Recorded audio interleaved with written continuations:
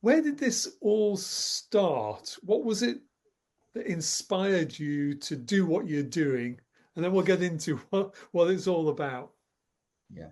So, hello everyone. My name is Derick, and so I always grew up with this thing in my heart that I want to make the world a better place for young people and help support them throughout the journey that they take from childhood into adulthood, because it's a missing link that for personally I didn't get. So I want to help young people go through that process.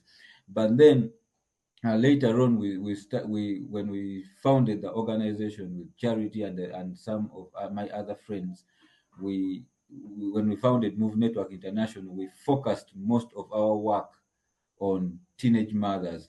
And the reason why we focused on supporting teenage mothers was basically because I had all, like I said, I had a personal experience with that. uh, in this case, it was my sister.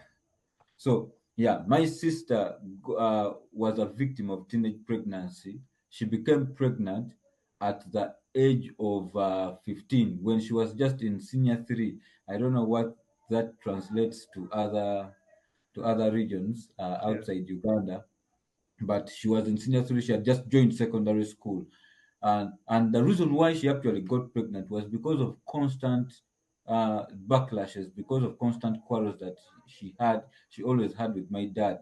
At one point, my dad took in two of his nieces and started paying for them school fees and neglected my sister, a child that he gave birth to. So he stopped paying school fees for her. And so, because of these constant things that usually happened, she decided to run away from home, and she came back one day pregnant. And what happened was the entire family turned against her.